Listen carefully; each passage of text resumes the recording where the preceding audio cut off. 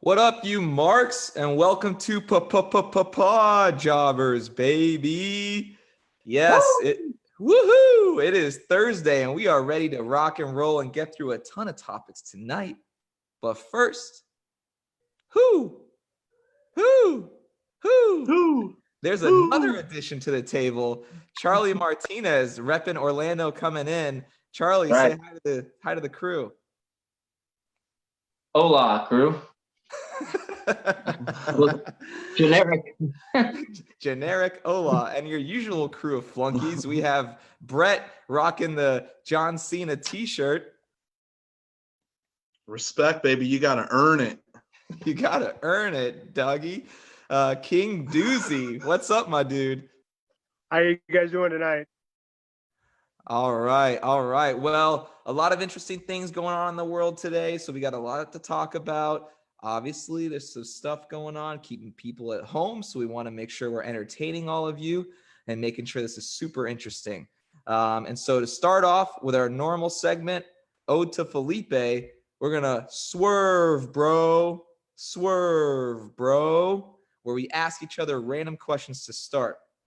So I'm going to start us off this week, and I'm going to pose this question first to King Doozy. Why is Gronk at WrestleMania? That was going to be my question, and you stole it. Okay, so the man won Super Bowls, did good for the Patriots, which I hate the Patriots anyway. And then all of a sudden, he gets signed to WWE, and what's his first thing he's doing? WrestleMania. Hey, oh my gosh, Rob Gronkowski's doing WrestleMania. Who cares? I don't care. You're trying to tell me all this stuff, and all of a sudden he's on the posters and everything like that. Come on, man. There's no need for Gronk. Tell me I'm wrong, Brett. Well, I disagree with you, bud. I'm a big Gronk fan. I'm one of those guys that I'm fairly ambivalent when it comes to the Patriots. I don't really care either way. I do recognize greatness when I see it, and 12 is the best that ever did it. But I like Gronk. I've always liked his personality. He's a funny dude, and he always seems like he's having a good time, and that's what WrestleMania is supposed to be, is a good time. And just a little edit to your comment, he's hosting one of the nights of WrestleMania now, apparently. So, that's what's going on there. Should he be on the poster? No, probably not. Plus, he looks super skinny now. He doesn't look like Gronk anymore. So I'd maybe put Edge on there, but, like I said, at least Goldberg's not doing it. Charlie, what you think? Kind of split down the middle. Obviously, WWE's going for the money grab. They need ratings. They need anything they can get. You got Tom Brady down in Tampa now. You had Gronk in Tampa. Had Mania been in Tampa, right? Joining up again. That's true. But nonetheless, I just think it's another obvious thing. When you get Stone Cold Steve Austin coming back just to show up on Raw, or you get anybody coming back, it's announced. Whereas back in the day, it wasn't announced. You have a given ratings that used to be back in the day where you can afford to surprise the audience with somebody like that. Now you're reaching for ratings so heavily that you really need to market any star you can. So you're really grasping the outside ring of fans there. I remember when Mania was in Orlando, I showed up a little late. I went straight from the Yankees season opener in Tampa to Mania, and I showed up as that joke of a battle royal was going on. And Gronk was in the ring, and I'm like, of course, I'm eye rolling. Like, I don't want this guy here. No offense to Gronk and his greatness, but as a WWE fan, I don't like to see outside entertainers obvious push in our programs. But everyone was going nuts. You got the automatic pop, and so obviously that's what they're going for, and it'd probably be successful, unfortunately. Good call with the Tom Brady going to Tampa and Gronk following. So there's everywhere, man. Who knows? Maybe that's I did not setting up connect those dots. something for the future. Is he coming back? Yeah, Gronk. Good call, Brett. Gronk's looking a little like The Rock before he went into the movie scene and joined the Fast and Furious crew. He lost some weight there. So we'll see what Gronk has to do on one of the two nights. That's a super interesting approach that the WWE is taking now with Mania. Speaking of which, that's a super solid segue into our next segment, which is what's the deal and what's the deal with Mania? WrestleMania, more like Wrestle Quarantania, Saturday, Sunday. How's it gonna go? How's it gonna go, Brett? What are they doing here? They're doing what they need to do. I mean, that's the thing about it, is this is completely unprecedented. You know, this has never happened in this country, or, you know, in any part of most of the world anyway. So they're doing what they're going to do it because it's Vince McMahon and he's going to make his money or whatever. But, you know, it was going to happen. The 2-night thing, it kind of is what it is.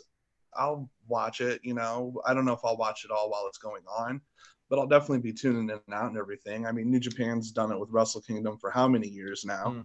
So maybe it'd be a good thing. People aren't going to be, you know, bitching about an 8-hour show. Instead, they have 2 3-hour shows, 2 4-hour shows, whatever it is they're going to do. So it's going to be interesting. I think, you know, it's going to be maybe not what we're used to, because a big part of wrestling is playing off the crowd and the crowd reactions and things like that. But I still think you can put on an entertaining show in front of nobody if you have people that know how to do it, and there's people that know how to do it. It's fair. King Doozy? Yeah, Brett makes some great points right there. You know, the biggest part about professional wrestling, especially watching it on TV, is the crowd. You hear the crowd chants, you hear the boos, you hear the holy shit, you hear everything. You hear everything they're saying. And that's what gives us that extra illusion that it's actually something real. Something real is going on here. But now, with nobody in the crowd, I don't want to say it seems dull, but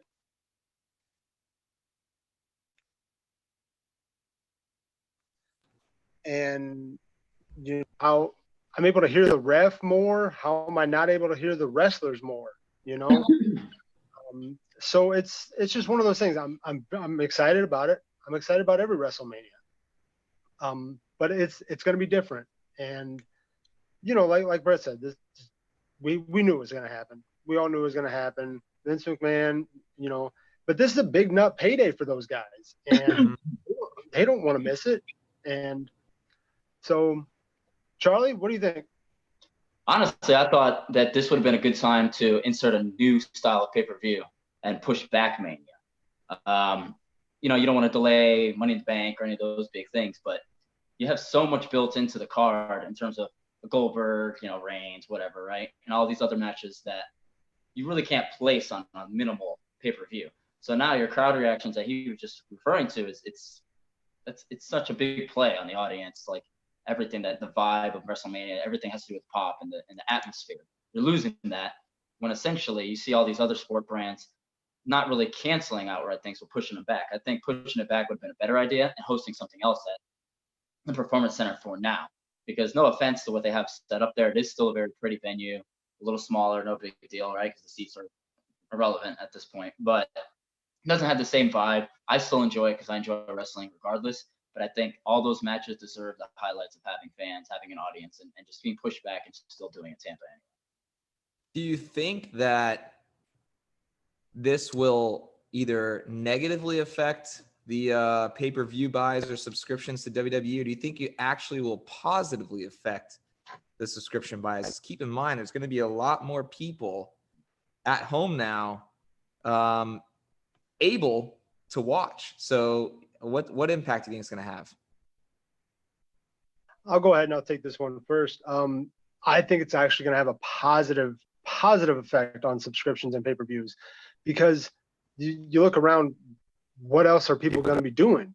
There's no other outlet for people to say, Sunday night, let's see, there's no basketball games, there's no March Madness, there's, you know, no hockey. I'm not about to watch some kids play frisbee golf in the backyard. So I guess I'll just get Mania. And I think it's gonna end up being a huge positive for their revenue coming forward when it comes to the streaming live or even just the pay-per-view purchases. You know who was a big fan of Frolf? George Costanza. He was. Yeah, it was. Brett, what do you think? You think this is gonna be? I like what Doozy was saying, and I do agree. How about? Do you think it's gonna have a negative or a positive impact on buys? Oh, I think it'll have a positive impact. I think even if you take into consideration the fact that some of these people might, only show up for the first free month and everything like that. Once you get into the network and everything, you find so much good stuff. And I think that would lead to people actually paying to do it. Like last night, I watched that Broken Skull session with Bret Hart, and it was pretty phenomenal. I mean, it was a great interview. Austin doesn't really bullshit. Bret Hart doesn't really seem to bullshit either. And then that led me, after I got done watching that, I turned on WrestleMania 10 to watch that Owen Hart Bret Hart match, and then after that one, I watched that match Bret Hart had with The Undertaker and all that stuff. So I think anytime you can put eyes on something that's as good as the WWE Network, which I really do enjoy, it's definitely worth the money, even just for the old stuff and the documentaries and things like that. The more they can do that, the better they're going to be. Well, our old pal Felipe has some words for us here about how Wrestle Kingdom definitely would be better, number one, but number two, he's comparing this to less than Impact Wrestling on Axis TV. What do you? That guy's such a douche. Charlie, what do you think? You think it's gonna impact the buys at all, or do you think it's gonna be a non-impact thing? I mean, it'll definitely impact it. The only knock on it is when it comes to Mania and really pushing it, if you don't have the network buy now as a wrestling fan, you're really not joining in just to get this and stay long term. A lot of people I know that are kind of on the bubble with WWE or used to watch back in the day, back in the Attitude Era, they get back in, they kind of just jump on my WWE Network stuff, or they stream it. So streaming's so big now that you can get the illegal buys. You're really not worried about spending money at a time when you really can't go to work. So many people are trying to cut back on those things. And then obviously the loss of revenue from Mania not being there is going to be a big hit on WWE itself. But nonetheless, just like you said, there's nothing else to do. There's no NBA, there's no hockey, there's no NCAA. What else is there that's still going on that holds any kind of prominence whatsoever? There's no trending big show at the moment. Not that I know. I'm not so hip on the pop culture in those ways, but I think it's definitely going to add some more buys, and hopefully people stay on it, because WWE Network is, to me, the most underrated online source of entertainment, like across the platforms. You have so much content on there. They did such a good job, and it's pretty relatively priced. I'm always impressed by. And they're always offering like free trials. Like I can't tell you how many times I've gotten rid of the network and then brought it back and taken the free month, traitor. which is really bad, I know, but it's, I mean, you bring up a good point. It really, like, it's, for Brett to be able to go back and just watch all the manias that he wants to watch here. Right. We'll talk in a second about these awesome polls he's doing in the Wrestling Life group that you're able to really have because of that. And I think it's a good point of, football, basketball, baseball, all the major sports, hockey, they have streaming services, but it's not the same caliber where you can get even UFC. You can't really have everything at your fingertips. You only have certain things. And so WWE does a really good job of making it super affordable and subscription based, which is right around what everything is going to. And all three of you mentioned the solid point of there's going to be zero competition on that Saturday and Sunday. And it will have full reins for anyone looking for anything athletic related. I can't think of anything else besides, Matt's backyard of Rolf.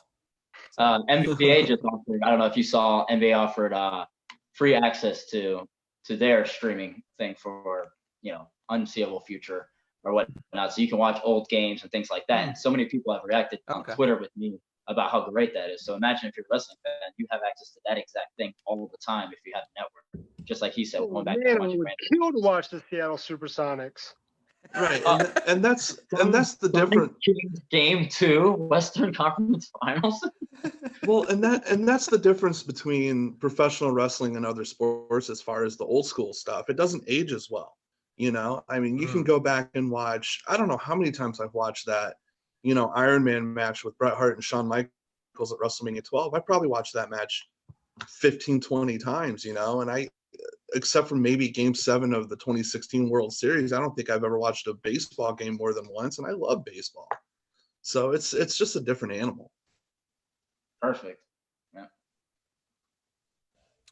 Exactly. Good stuff, gentlemen. All right. Well, Brett, I did want to give you the floor to talk about your wrestling polls a little bit because we do have a lot of action going on in the wrestling group, Wrestling Life, and your polls have definitely been the talk of the town.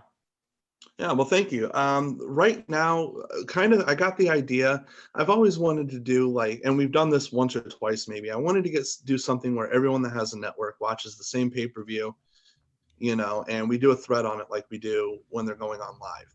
And I was at work, and we haven't been terribly busy on account of the what. And I just got to thinking, I was like, what if we all voted on the best WrestleMania? And then we all watched it at the same time and did a stream. It'd be the perfect time to do it, because at that point it wasn't super clear that we were having that WrestleMania was going to happen or it wasn't going to happen on time. So I thought, why the hell not? Let's just try this, and we could probably have a good time. I had a good time the couple of times we did it, or I did it, and it's WrestleMania. You're going to get some good stuff. It's been a lot of fun, like going through and putting together the post for the poll. Because I'm putting the cards on there too, so everybody can look at the card and just look at the whole match and not pick something based on just one or two matches that people remember. So going back and looking at some of the stuff that is coming up on them has been really, really fun and really, really frustrating, especially those like late 90s, early 2000s ones with like the Playboy Lumberjill match and the evening gown match and the pillow fight match and that bullshit, especially where we're at now. It's like I'm reading it and I was like, man, they really did this, didn't they? So that's been really fun. Everybody remember to vote because, it's this is for the group. This is something we're going to do, even if it's one of those things where we might all have some unlimited extra time coming up soon. Maybe, who knows? Even if we don't do it the night of WrestleMania, I'm sure we'll be able to find a time to do it. And I'm excited for it. So, yeah, vote, baby. Awesome. Love it. Yes. I'm personally rooting for WrestleMania 14. Now, Yeah. the thing is, like what Brett's saying about some of these earlier ones, there was no, internet presence for some of these old WrestleManias, so people couldn't jibber jabber the way that we do with some of our threads for the pay-per-views that go on in Wrestling Life. I think it's very interesting, especially if we were to, take a look at, for example, WrestleMania 12. I just rewatched that, and as Brett mentioned, that's the Iron Man match. That's a good one. But the first four people who came in to the ring that night, those guys are dead now. And so I was like, man, that's a bummer. But it's just an interesting fact, and to see an old one, even reach the top four, I think is pretty special. Thank you, Goat. Yeah, dude. And I'm kind of pulling for 17 or 24. Those are my two, but I think 10 might be a dark horse because looking at that card, that's a good pay-per-view. That's the one with the Bret Hart and Owen Hart match and all that. So who knows, man? Let's just get the votes going. Let's do it. All right. Well, this next segment is probably Felipe's favorite segment because we don't talk about WWE at all in it. Is AEW. So there's a lot of action this past Dynamite. And we saw the Exalted One finally make his appearance. Luke Darker. He's now Brody Lee. His take on that and the great outfit to the terrible outfit that he displayed. And then Matt Hardy, we knew he'd came out and showed his new kind of rebranded look of deletion gimmick. King Doozy, what'd you think of these appearances in AEW? Well, first of all, AEW this week was hilarious. You saw that D-bag MJF doing his side bets for the matches. That was funny. You saw Orange Cassidy jumping off the side, taking out a couple bodies. But then you get, the Cody and Kenny Omega inviting out Hangman, that was cool. That was really cool. But the best part was you had the Exalted One come out, and first he's on screen, and it's just amazing. You're like, oh my gosh, this guy, he's got so much talent on the mic, and he wasn't able to do that wherever he was before. I don't know where it was, but then all of a sudden he's in the ring. He's got this white leather awesome outfit, but then he takes it off, and it's just, oh, what the shit is it? And Matt Hardy, you know, we talked about it the last time. We knew he was coming. We knew it. Sorry to say, still that stupid delete crap. I wanted him to do something different. Fortunately, he just standing like, fucking moron. I love that shit, man. How do you not that. like that? That's so funny. Do you not like ice cream either? Like, you hate ice cream? You don't like candy? What else? I actually enjoy it. I enjoy the laugh too. Charlie, you're up. What's up? Okay. What'd you think? Oh, I didn't see it live, but I have looked over some of the stuff that's going on. I know. But I do. Yeah, delete. No, but I do enjoy the Matt Hardy laugh.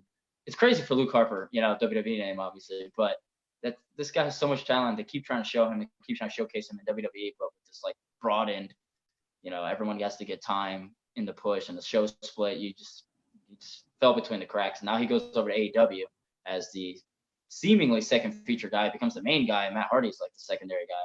It's crazy that another company is able to take somebody like Cody Rhodes, although, you know, that was a whole different thing, and just showcase how much talent they really have, people that get overlooked in WWE all the time. It's kind of frustrating.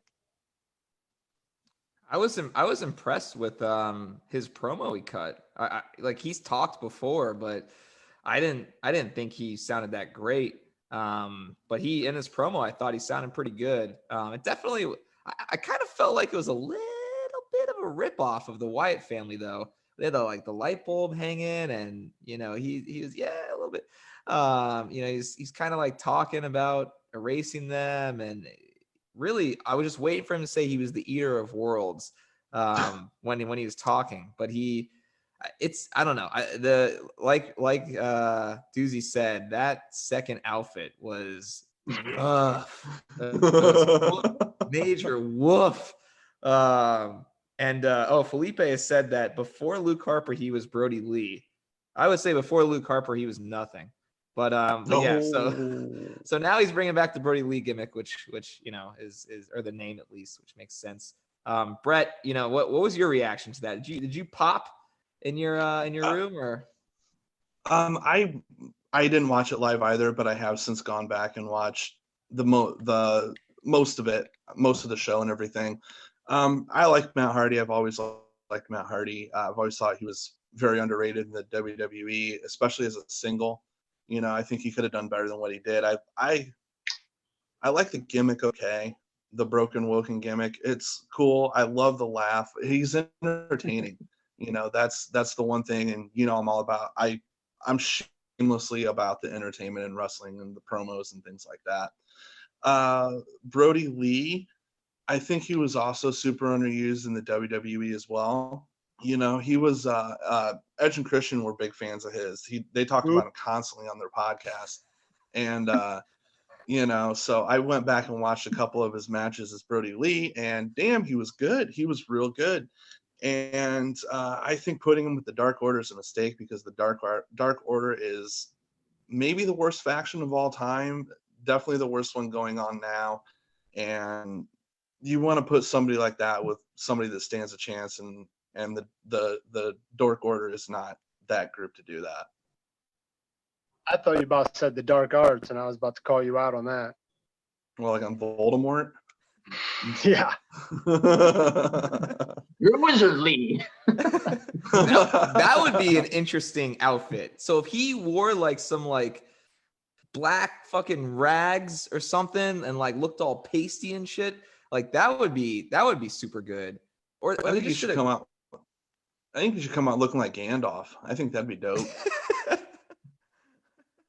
Chris Daniels, you shall not pass. Can we get Christopher Daniels the hell out of wrestling? By the way, like I'm done with. I'll save him for my rant later. But I'm just like, man, like where they're squeezing whatever, they're squeezing juice out of a freaking peel with him at this point. And I like, it's just like, can we get someone like he's gonna rival Brody Lee? I don't know. I don't buy that. Well, he is old as balls, so It's true. you know. I'd rather him be Curry Man. Bring that shit back. That was good. Curry Man was great. Gosh. Matt Hardy, I don't get it, dudes. I really, this is our second time talking about this now. If you could rewind back to Impact Wrestling and have your healthy dose of green beans, your Vanguard, your Senor Benjamin, King Maxwell, you got the piano back now. Why not revise it? Because that's, to Brett's point, that's where WWE kind of like let it slide. They didn't really do all that stuff. So exactly. What, like, are you really that so anti-deletion gimmick? It's entertaining. He's got red like hair. that. He's got the red stripe now instead of the white stripe. Oh yeah, and like that. I didn't enjoy that Hardy compound match he had with Bray Wyatt with the mower of lawn and all You that didn't stuff. like it? Or you did? Shit, that was entertaining as hell. Yeah, I like it too. That was good. I told you guys the last time I enjoyed it when he was with Bray Wyatt. I thought it was fantastic. That tag team was great. But when he's coming in doing this, that stupid, idiotic, annoying laugh, I would rather listen to Barbie Girl over and over and over and over again on repeat, like I'm in some sort of, one stage of hell, because it's just awful. It's like just that, it sounds like I'm listening to Fleetwood Mac out there. Whoa! I mean, I'm sorry, no! but that's what it sounds like to me. And I just don't care about what he's doing with this whole delete crap. He might end up going somewhere else and be like, hey, you guys remember this? Like, oh, yeah, we remember it, but we didn't like it then. We don't like it now. That's how I feel.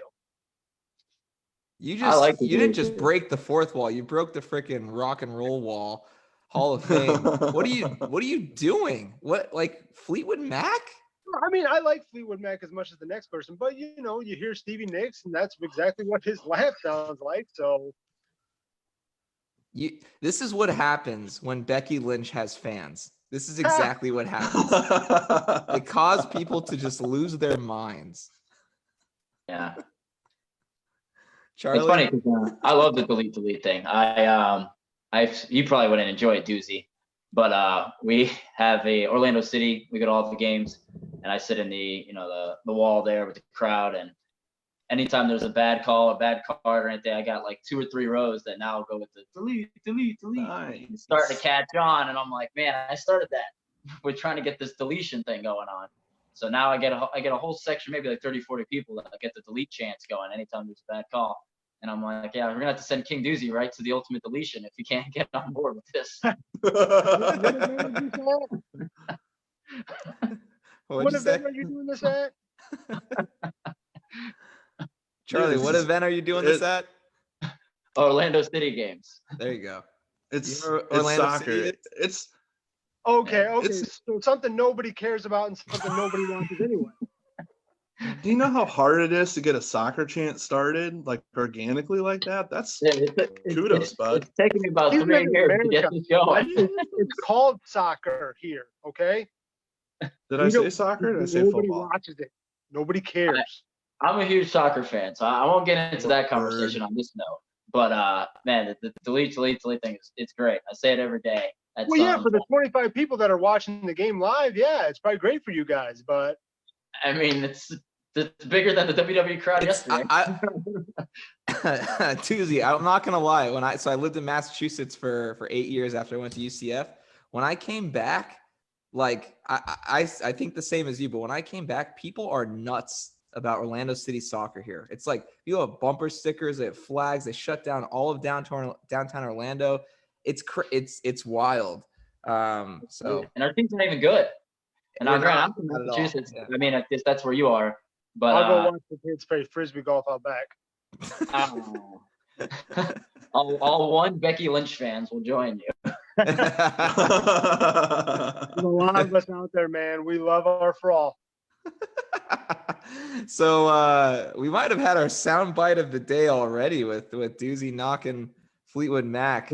But our next segment is going to be a new segment where for this week, we're going to talk about sound bites of the week. We're probably going to pick one going forward, but there's a couple of them. If you watch the AEW show, there is some pretty rad promo cutting. And this first one comes from the Best Friends triple team. After they had lost their match, they got on the mic, and one of them said, "You want to kick my friend in the dick when his back is turned," was the line. Classic. Later on, Jericho was cutting a promo against the Elite, and he said, "The last thing we need is a bunch of pumpkin-headed dipshits cheating," and proceeded to call out a bunch of people. And then last, we have Sammy Guevara of the Inner Circle as well, saying, he was talking to Brandy Rhodes. If you want to hit me up, Brandy, your man's a loser. So we just had a couple of hilarious sound bites from AEW guys. What was your favorite? And what do you think? Do you think this is a turn for, trying to be a little bit more risque on their programming? Brett, let's start with you. Yeah, so my vote is for Pumpkinheaded dipshits. Pumpkinhead for Dusty Rhodes reasons, because that was apparently something he would call people all the time, like listen here, Pumpkinhead, that kind of thing, So, and I've always loved dipshit as an insult. That's always been a favorite of mine. So Pumpkinheaded dipshit definitely gets my vote. Good one. Charlie? I'm gonna have to go with that first one. Way to get a guy in the dick and his back turned or whatever. It's just creative on multiple levels, and I don't know. It's just something I haven't really heard. Obviously, that's a great ode, like you said, to Dusty there. Everybody loves Dusty, but that's just like you said, talking about the risque. That's a line that definitely pushes borders, and then it's pretty damn funny at the same time. Sometimes you get these lines that are just over the top, and you're like, what the hell is he going for there? But that's just like right down perfect alley right there. All right, Doozy, let's hear it. It's got to be the dick kick, man. How you going to kick my bro in the dick behind his back, man? Plus, it's good for other matches later on down the line when they're having that stuff going on. Oh, it's a wicked dick kick. Oh, my gosh. Imagine him and Jim Ross say that shit. That would be hilarious. By God, he kicked him in the dick. See, that's great. That's some funny stuff right there. And they could put that in the match. That's great soundbite. I rewound it twice because I thought it was hilarious. I was like, "How you gonna kick my buddy in the dick, man, behind his back?" It was funny to me. They could have a dick kick match down the road. Oh my God. Then they should bring in what's his face? I can't even think of his name right now. Draymond Green. That's good. Stick, and he tosses you around. What's his name? The wrestler. Joey Ryan. Joey Ryan. Yeah. They'd have to bring him aboard, right? Oh man, I want to hear JR say cock knocker. So that's the one thing that I really want this to spring into is JR to say that, like slobber knocker, but cock knocker, like a Jay and Silent Bob, How'd you keep the name cock knocker? Well, it's a long story, actually. Yeah, double points if they get Mark Hamill to show up too. Oh my gosh. So follow-up question. So, I've been watching off and on, but I can't remember them really using profanity as much as they did this past show. So is that something new because of what's going on, or has that been pretty consistent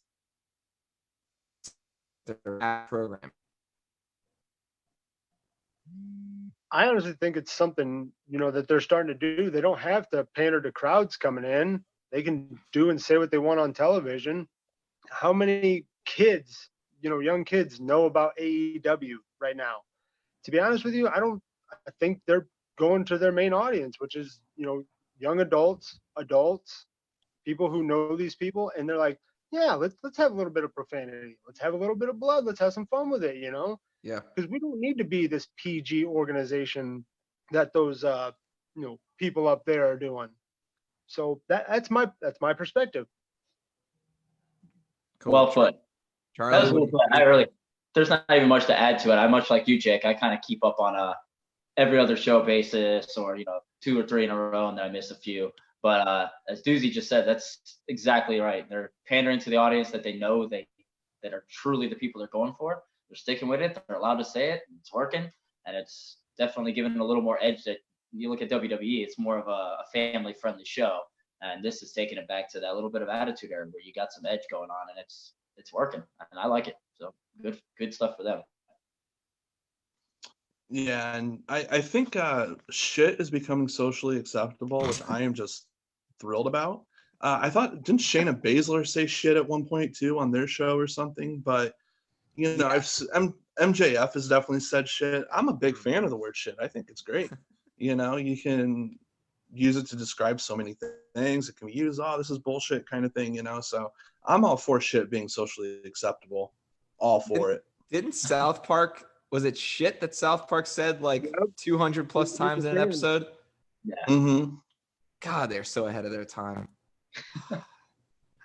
Man, Not as good, not as bad as me, Crob, but it's still up there.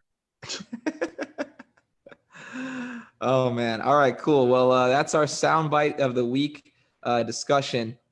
Something we're going to start doing, we're going to start posting, speaking of polls, we're going to start posting a poll each week where we ask you guys to basically call out a post in Wrestling Life group that you think's really good.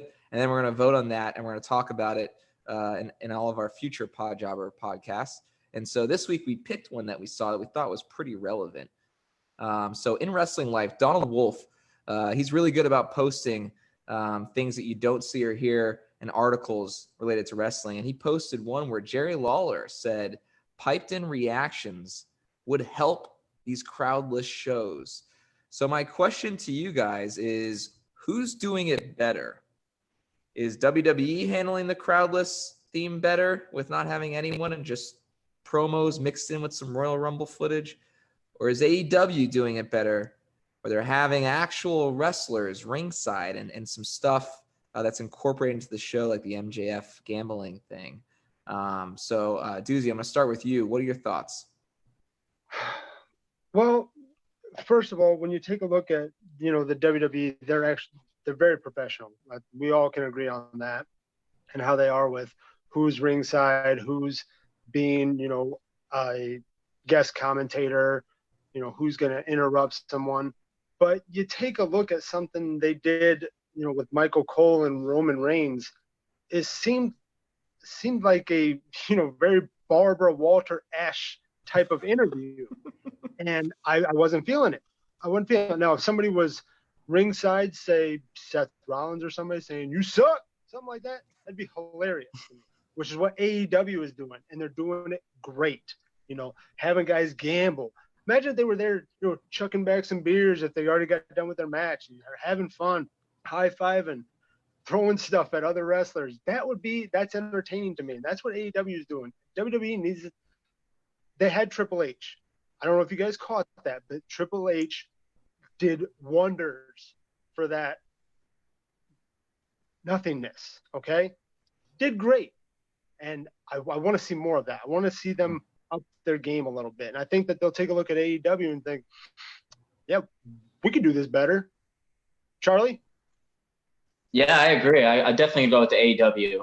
I think that was better. Other than, John Cena, Bret Moore with the shirt there. John Cena and the Fiend promo, it was really hard to get behind any of these interview-like segments. They were really the only ones that really stepped in. I'll give Edge his credit as well. But it was really tough to get behind it. Yeah, he killed it, right? So the AEW thing, it's just so much more entertaining on a basis. I just think WWE doesn't feel like that they have, AEW kind of has a more reckless way of handling things. As you said, Doozy, WWE is so professional. I just feel like they want to find the right people and the right crowd and the right spots to make the storylines work. And they would just overthink it to death to the point where it wouldn't work as well as what AEW has going on. AEW is just kind of flinging it out there, making it happen, making it fun. Whereas WWE is like, well, we can't put this guy because then the storyline has to lead to this. If he says this, we need a match to match that. And it won't work as well as AEW's is. So AEW to me, for sure. I enjoyed the Triple H thing. But for me, that's definitely the way to go. Where are you on that with that, Brett? Yeah. I'm probably gonna have to agree with AEW doing it better at the moment. You know, but they're only going to be able to do that for so long, and they don't have very much as far as the back catalog goes. So I think eventually WWE is going to pull ahead. You know, I think eventually they're going to end up doing like 2 or 3, you know, promo interview segments or something like that, and then just show classic shit. And that's all they need to do because they can do that. And AEW is going to be kind of hand tied there, so that it's going to be interesting to see how it plays out. Yeah, and by the way, Charlie, Jess says hello, and she says you're her friend, not mine. So there's some truth. Quite true. So line that ever made us friends. Thank you, Doozy. So I do agree. I think AEW is doing it better, but I will say this. WWE has a mantra behind their brand of remaining professional and appearing to be professional. And I think AEW doing what they're doing is exciting. It's funny, but it's not really as professional, I think, as WWE does. And like, hey, let's show you some clips. Let's do some promos. Let's get people in the ring.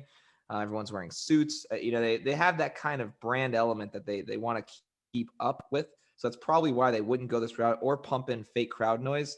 I don't think that they would ever do that. And I'm interested to Brett's point to see what they do going forward. There were some missteps. Like, it was hilarious, in my opinion, when Sammy Guevara was trying to sing Fozzy, but just sounded awful. He's just not a good singer. So I don't know if they kept that going. But yeah, you know, they didn't have MJF. I don't know if it would have resounded so well. You know what I mean? That was a big element of this week's show. And so we'll see what they do in the future. I'm curious to see too, but that was super interesting. And you talk about pumping in this crowd noise. I'm pretty sure WWE has also taken away crowd noise before or switched it up before. So yeah, why is this such a big deal now? Yeah, you look at Hulu when they throw your shows on there, they up the crowd for SmackDowns, especially SmackDown. They do it all the time. But like you said, they're the ESPN of wrestling. They need it to be professional. They need the clips to be nice. They're not going to take a chance like AEW and do these things unless it's really outlined. So yeah, and the AEW approach, as good as it is, it's not sustainable, you know, especially where it looks like everything's heading. Agreed. Doozy, I have a question for you. Yes. Do you know what happens when people foolishly insult the deletion gimmick? Do you know what happens when people call out Fleetwood Mac in the middle of a wrestling podcast? I mean, if this was around the horn, I'm pretty sure I'd be muted. Well, it's not. So you just made the list. So our next segment. I need some energy behind that, Jake. Some hesitation. You just made the list. Brett Moore? I need a clipboard next time. So our next segment, Brett, you got to back me up on that then. I did. I went like that. Oh, you did? Okay. I'm flipping back and forth. I got our whole show stuff here. You know, it's a lot of pressure that I'm buckling under right now. So our next segment is we talk about wrestlers, gimmicks, things in the wrestling world that we're not a fan of. And we just want to talk a lot of shit, a lot of trash about these segments. So we're each going to take a run at things that we're not just too fond of this week. Charlie, you're going to start us off. Who's making your list and why? Well, Drew McIntyre, you just made the list for sure. I know a lot of people love the Drew McIntyre thing, right? But for me, one thing I've really noticed in WWE in the past year, really, is there's just been an odd amount of squash matches, right? So we've had all these tag teams and all these people come up and they're just doing, squash match after squash matches, whatever, right? On and on, because they really don't know what to do with these guys in the meantime. But for me, it's really dragged down so many segments. And now you get Drew McIntyre in here. I like the way they handled him eliminating Brock Lesnar at the Rumble, with the combination with Ricochet to set up one match with Ricochet and then a second match later on with Drew. And Paul Heyman's really hitting on his angle instead of doing the regular thing where he hypes up the opponent, really putting down Drew McIntyre, which is great.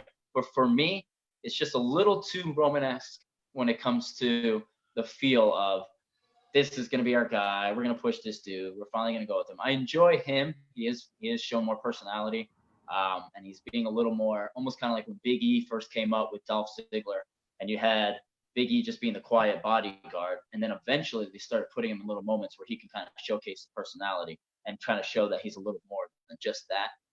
Drew McIntyre's finally get a chance to speak, get to do different things, and adhere to the crowd. But for me, his matches and things about him have become a little dry already. I love the finisher.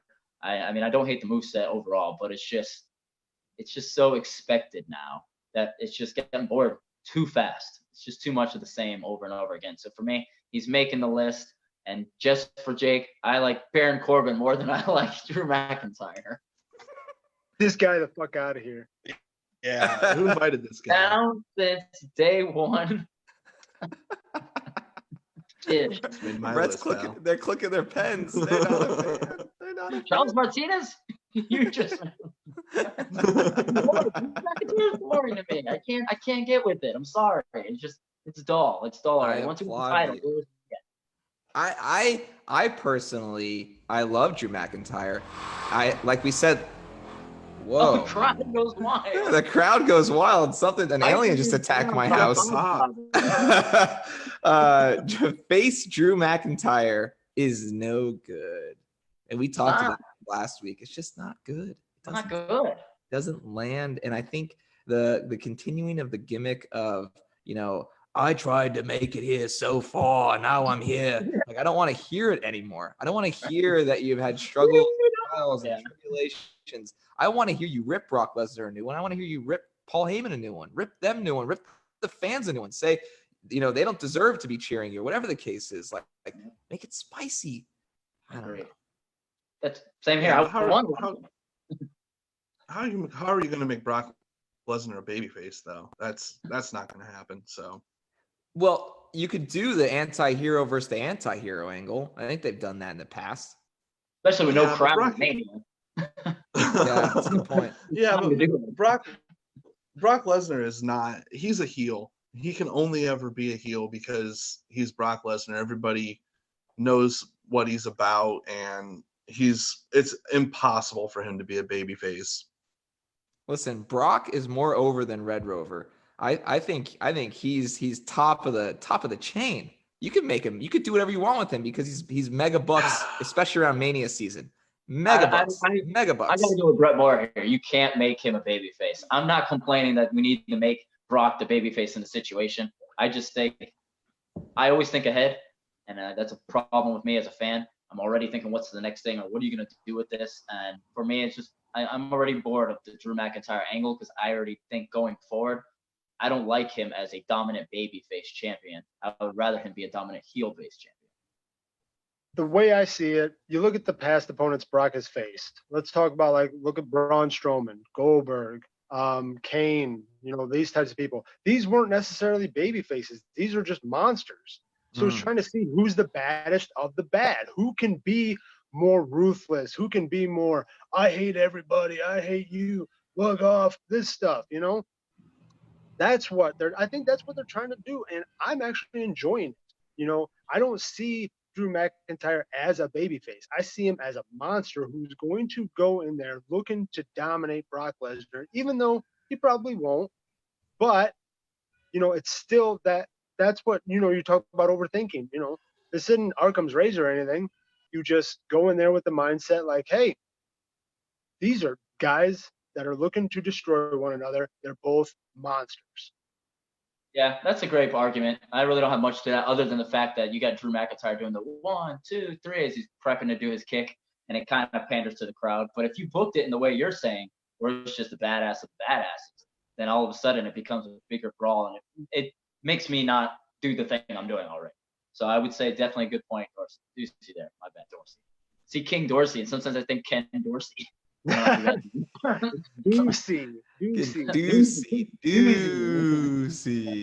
Ken Dorsey. Oh God.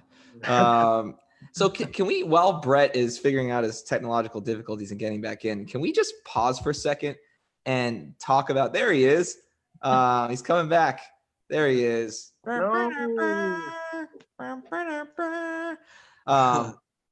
What is this deal now with like trying to steal, like, HBK does it so freaking well where he tunes up Sweet Chin music. And these other wrestlers now are starting to jump on this to try to make it alluring. And I don't know. I don't see it. I don't really see anything to do with the leg or tuning it up. It's not the spear too. Like everyone who does the spear, they're trying to tune it up. Not a fan. Is this your list item? No, I just wanted to talk about it. It pisses me off. I don't want to see it anymore. On the level of argument I have for it. But no, I get what you're saying. Yeah, there's super kicks that become DDT. Remember, DDT used to be a finisher back in the day. So now you just got so many moves that are watered down, like the super kick. See, Randy Orton used to complain about it all the time, about how everybody in WWE, I forget who he was going back and forth with, maybe the Usos, like, I'll do my same moveset, you guys can take your 1,000 kicks a match. And it's just so true, because it's just constant kicks. There's not much you can do, because when you think to pump up a super kick, you only think of Shawn Michaels. When you think to pump up, an elbow drop, you think of the hands going up, maybe even CM Punk doing the hands up. It's hard to create something new for the same damn move. And Spear going to the corner and setting it up, other than doing, the edge thing, even he's kind of created his own niche for it. You need to find some more creativity in the moveset. There's no way Dusty Rhodes was the only one doing any work back there when it comes to creating movesets. So I don't know who that is or who it's going to be, but it would be nice to stop devaluing moves by doing them all the time. And that's a big shout out, because if somebody would have picked Drew McIntyre as their thing, my backup was the Kevin Owens stop doing stunner, because I'm just tired of that. That's on my list for sure. Oh man. Well, number one stunners. Let's go to Brett Moore here. What do you got for who's making your list today? Yeah, so the technology is making my list now because it just kicked me off and everything. So, sorry about that.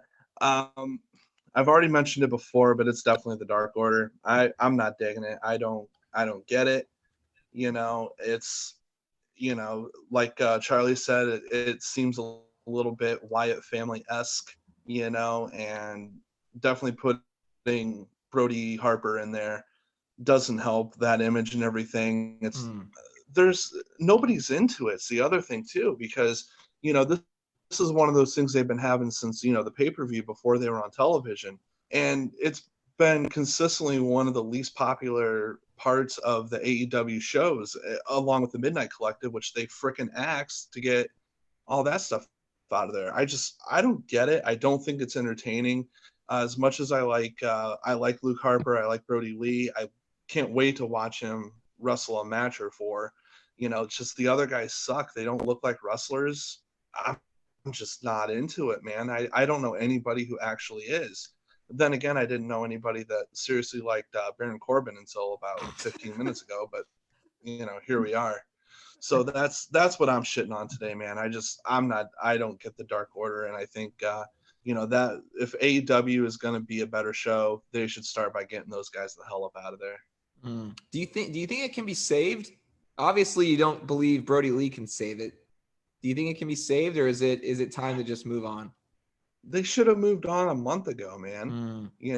I think they're definitely trying. I think this is the last gasp if it doesn't get over with, a big reveal of a former, competitor. Then they're not really going to have much of a choice in that exit. I mean, they're smart enough guys to where they're not going to keep, putting something out there that's not working. Deuce, looks like you got something to say, bud. I was just wondering if you really thought that they were smart enough guys. Well, Cody Rhodes is. So yeah, it's true. Yeah, I don't know. I think the first time they debuted, I was things is great, and they had this guy like acting all friendly in the vignette, and I was like, oh, this is genius. This is genius where they're going with this. And then they came out with those stupid masks, and I was like, what the hell are you doing? And the whatever this move is, the hand thing, I don't. They're trying to like combine the Too Sweet versus the NWO and make it their own thing. Yeah, exactly. Get it out of here. I was hoping Brody Lee could save it. I think they should. I don't know who Evil Uno is. I'm starting to think he's like Bubba Ray Dudley or something. I don't know, but they feel hopeless. All right, Doozy, let's hear it, dude. Who's making your list this week? Well, number one thing making my shit list for this week, COVID-19. I'm sorry, but you are fucking up my life, man. You are taking away my sports. You are taking away my livelihood. I can't walk out in the street without hearing your name expressed to me 35,000 fucking times. Super Okay? heel gimmick. Listen, you need to stop what you're doing, go someplace else, go to a different organization, someplace where they'll care about you. Because right now, here we don't. All right? This America.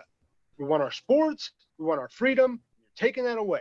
I have to watch people entertain me in a nothing crowd. It's not entertaining. I'm sorry. You're fucking up my shit. Knock it off.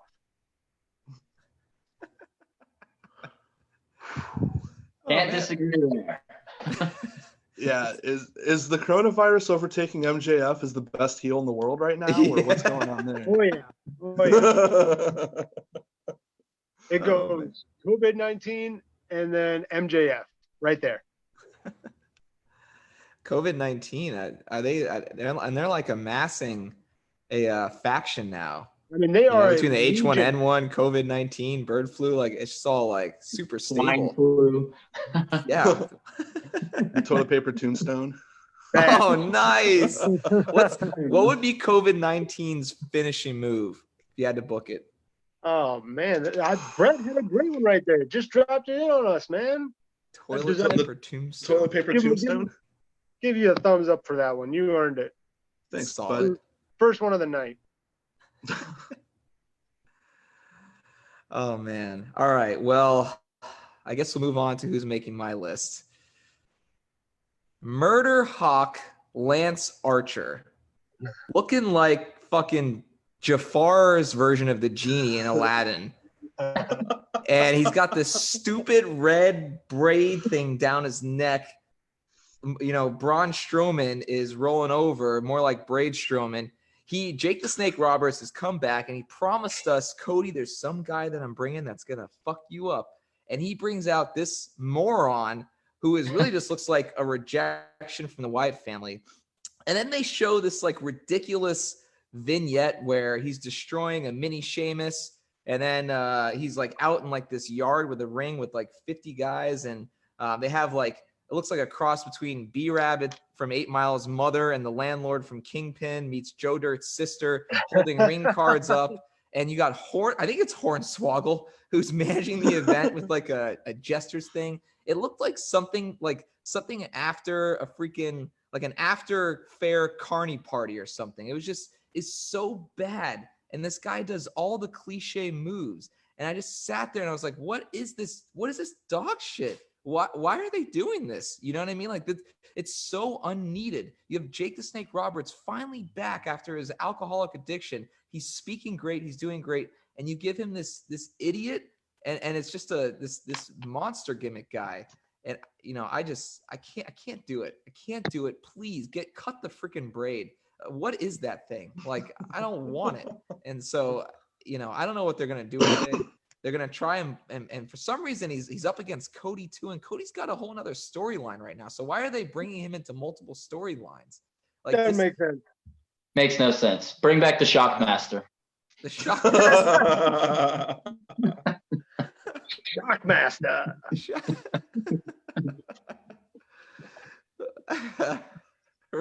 Was it Rick? Whose reaction was it when it debuted? I think it was Ric Flair. It was just like couldn't keep it together. It was just, what the hell am I witnessing right now? Get up. Oh my God, Sid Vicious is out there trying to pump up that gimmick. And I think Sting was out there too. He's going out with Sting. He's definitely The going most to get over. loaded card ever. Completely right. It was it's pre-Crow Sting. All right, so we will have enough time for this segment, which I'm pretty stoked about. This date in history. Hulk Hogan, brother, lost to the If You Smell La La La La The Rock at WrestleMania 18, guys. What did you think of that match? Can't see that. I'll go first. That was an awesome match. I mean, the match wasn't great. You know, it was as good as Hogan's best match, which isn't saying a whole lot, but Jesus Christ. Like the beginning of that match when they're just standing there looking at each other and everybody's going absolutely bonkers. That was insane. You know, that was two of the best to ever do it. You know, at least two of the most successful, two of the best at getting reactions out of the crowd. You throw them in there, and they knocked it out of the park like David Ross in his last Major League Baseball at bat. So I loved that match. Yeah, I agree. That match was great. That was a huge moment. Because of that match, you know, you get these like historically like, oh, Chicago's a great crowd and Philly's a great crowd. Like I always look back, I believe that was in Toronto or something, that wasn't even the main event of the night. And it was just and then, you know, in a day when there was one main event, not the 7 main events that there is now. But it was just such a crazy vibe to think that the guy who was supposed to be booed comes out cheered, and the guy supposed to be cheered comes out booed. And it's just like a turn in the crowd. The crowd went their own way with it. It worked. It was so well done. Talking about the facial expressions and how they're staring each other down. So me, one of the greatest moments as me watching as a kid back then, and just remembering like the aura of this feel, having, you know, 2 huge legends finally meet in the way they did. It was great. And like you said, the match itself, whatever, right? Because, you know, Hogan is boring as hell in the ring.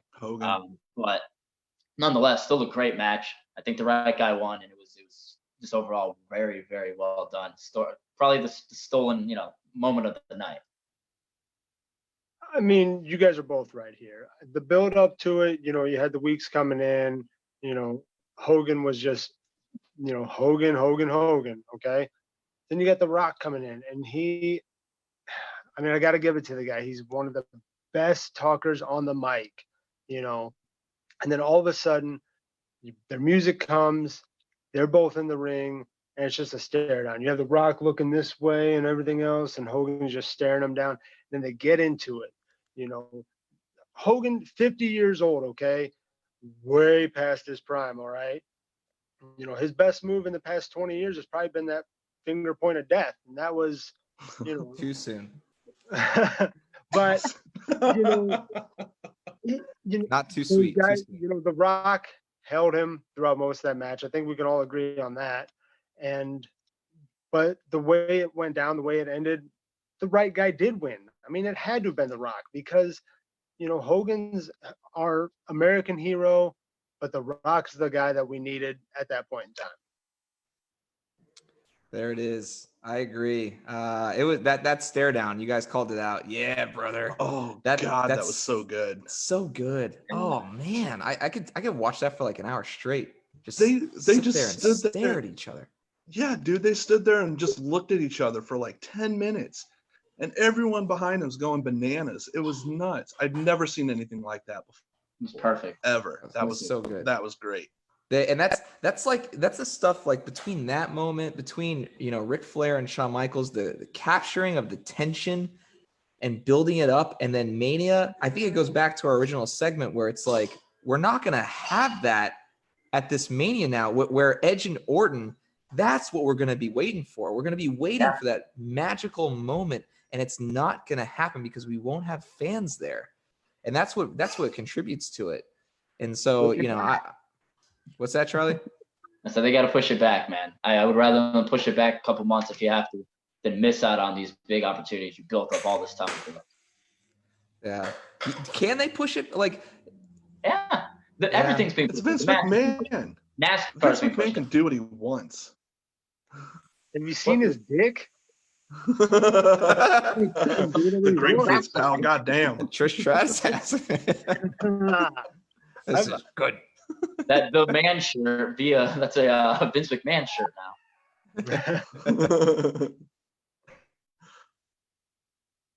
now. My boys in the podcast studio here. Oh, that's too funny. All right, guys. Well, we've hit all our topics. Is there anything else we wanted to discuss tonight? Doozy usually have a couple of long-lasting items for us. Do you have any top of mind thoughts? You know, normally I would. The thing that I really liked this week, and I posted it on the group, was Randy Orton's post about, well, this is some bullshit, referring to that fucking pussy ass tight end who's friends with some murderer and friends with some Peyton Manning wannabe. So I don't think that he deserves a spot on that poster. I don't think John Cena deserves a spot on that poster. And to be quite honest with you, I don't think Roman Reigns deserves a spot on that poster. But Orton and Edge, Orton definitely deserves it more than Edge, because Edge is kind of, this little bitch boy who just came back all of a sudden. And so, but Randy Orton, he's been there. He's been there. John Cena's been. I haven't seen John Cena do anything since Total Divas. I mean, granted, that was his probably best acting he's done in his entire life. Oh. But, acting like he's in love with Nikki Bella. He's getting married. Oh, it's gonna be so happy. Nah, get the fuck out of here. But to just be like, hey, by the way, guys, you want to see John Cena wrestle? Get WrestleMania. Like, man, fuck you, Vince McMahon, you piece of shit. Other than that, I don't really have a whole lot. I'm sorry, Brett. I wish I had more for you to go off on, but that's just me for tonight. Oh, I'm sorry. I forgot that Edge only main evented WrestleMania before with The Undertaker, but, he's never done anything, so. That's a great Huh? match. That's Great a match. Great match. Doozy, who's your favorite wrestler? Of all time, Yeah. Shawn Michaels. Yeah. That's why I want people to vote for WrestleMania 12. Vote for WrestleMania 12, okay? It's the boyhood dream, all right? Everything comes full circle for one man and one man only. Vote for that shit. Plus, he comes off one of his greatest entrances. Yeah, that's as right. well. Was that Mania? Yeah. The zip line, doesn't- yeah. And he doesn't. Oh gosh. Oh, I'm sorry. So I thought this was America. I think you might be rivaling COVID-19 for the biggest heel in the world right now. Oh yeah, I man. am also kind of pissed off at the fact that I don't really get a true Hall of Fame ceremony. I'm kind of pissed off about that. Yeah. Oh yeah. What? So they just scrap it? No, they're talking about pushing it back. They were talking about pushing it back at some point and moving it to somewhere else, and now it's looking scrapped. So who's inducted? The Bella Twins and who else? Not Christian. That's all that Not matters. Christian. Christian's Well, they're gonna talking be, about doing it. Christian's gonna be like Pete Rose, the WWE I don't know Hall if of you've Fame. heard that. What's Jake, that, Charlie? That they're going to try to do it at SummerSlam because Oh. British Bulldog's wife had come on and said something on Twitter about thanking WWE for considering doing it at that time because it's better for them, something like that. So Yeah, that's fine, I guess. That works. that Yeah, makes bring sense. back the Slammies. Speaking of God. Owen Hart, two-time Slammy winner. I'll exit. My exit point is I don't like to research. I don't know how you guys are when it comes to your fandom and like looking up things or checking out rumors, looking ahead. I don't like to do any of that. Just to kind of stay true to watching it back in the day. But unless you've already looked it up, what do you think of the slight, Brett Moore-ish technical difficulties that they've had going on, like here and there in the backgrounds as people are trying to speak and kind of hinting at somebody returning with that? Have you paid attention to that? I heard something about that. I haven't seen much. So what are they doing? Okay, so basically what they're doing, it's almost like the you know how they used to do the TV would be taken over back in the day, and it was I'm blanking on what it's called. Is it was Jericho? Is it Jericho's? It's not like Jericho completely, but like TV. it's like they'll show a TV in the background. Like Ziggler's been talking 2 times, and as he's talking and doing his interview in the background, the screen will kind of glitch a little bit, and it'll go away. But it's definitely a WWE inputted thing because they've had more than probably 5 or 6 times where it's happened, and they've made it super obvious in some situations where like an entrance was going, and as it was loading up, they'd like glitch for a split second and then go forward because it's supposed to be introducing something. Yeah, they did that during a promo during the last pay-per-view because I remember I was like, bro, what's going on in the back there? Dude, that was like the 5th time that's happened if you paid attention to it. I don't know what it is, but I'm not going to look it up because I don't like to know.